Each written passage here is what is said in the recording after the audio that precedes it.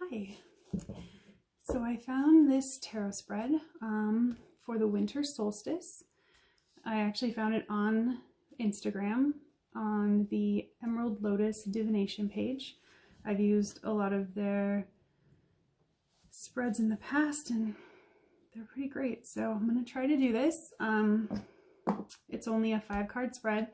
I'm going to use the first 4 cards with my Wild Unknown tarot, and then for the last card I'm going to use the Wild Unknown archetypes deck. So let's see what the winter solstice has in store.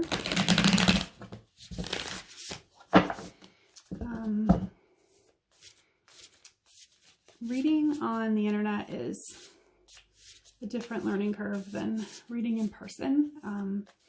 When the person that you're specifically reading for isn't here, you have to really tap into what it is exactly that they want to know.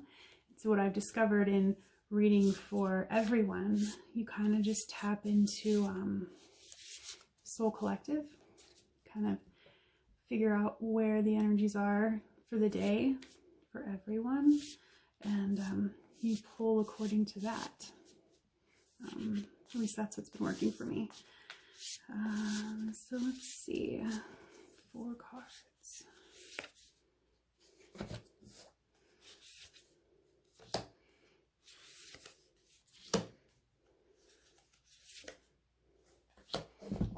So the first position is my shadow energy that wants to be worked with right now. So we have the Chariot. So the Chariot is all about movement and where that's taking us. I think our shadow energy is active. It is answering questions. It's actually probably leading us right now. I know a lot of people are acting on fear right now because of the state of the world, and so maybe we're letting our shadow energy take over a little bit more than it's used to. So you give it some reins and it's gonna ride, it's gonna run. So also the Chariot is Cancer, so it could be just ruling our emotional state, and it's running away from us. So the shadow energy that wants to be worked with right now is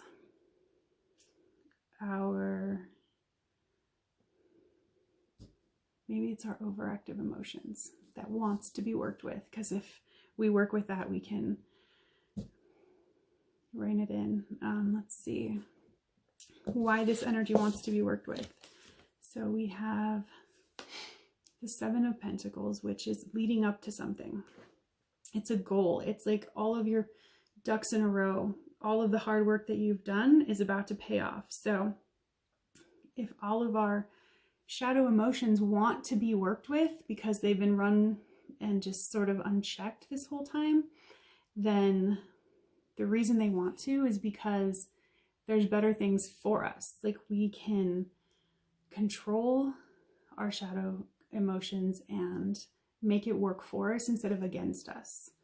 So when we're afraid and we just like let those thoughts just run through our minds of all the things that could go wrong, and then we act on them, like, that's a really common thing to do.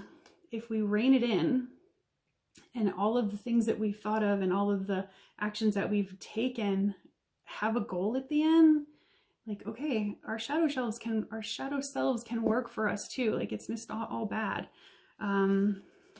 Maybe if we thought of the worst case scenario and there's no possible way it could happen, then it's working for us because it can only get better. So these things want to be worked with. Our shadow selves do not like to just run rampant in our heads. They don't want to take control. So we can take control of that instead. Let's see. What can I do to work with this energy? So we have the Ace of Swords. The Ace of Swords doesn't mess around. What can I do to work with this energy? Like, you tell yourself to stop. Like, it is all about constructive words and how they can be used to rule a conversation, even if it's with ourselves. So when all of these things start happening in us, just stop it. Just no, I'm not going to let this happen. I'm not going to let my shadows take over a day. So you'd have to tell yourself that no, that's not how we're playing it today. So what aspect of rebirth and renewal that will occur in this solstice? And we have the Fool, which is completely appropriate. If we can learn how to control our shadow selves, and we can just get a grasp, just get a hold of ourselves, basically, the fear that we have been working off of, it teaches us what to not be afraid of, because it's not going to happen. We've just been so afraid of the worst case scenario this whole time that we never stop to think what could go right. So the Fool is that first step of just seeing everything in a different way and thinking that it's going to be fine. It's going to be okay. I mean, bad things happen. Bad things have been happening all year, but that's not everything. That's not who we are. That's not every second of every day. So the Fool is teaching us that we can branch out. We can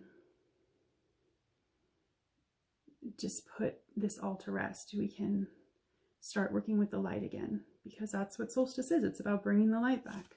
So I think that not only are our shadows there, but they want to be worked with, and we can do it. All we have to do is just fucking tell them, calm down. So then the fifth position is what this year has in store for us. So these archetypes, I don't have them memorized like I do a tarot deck, so I might have to read about it, but these cards are pretty powerful, I think. So what the year has in store. We have the Judge. So without reading about this, I'm seeing light and dark. I'm seeing death and rebirth. I'm seeing giving and taking. And it's all balanced. It's all balanced. So what this year has in store for us, I think we have to find the balance between our shadow selves and our light selves. And one is not better than the other. One is not worse than the other. We just have to,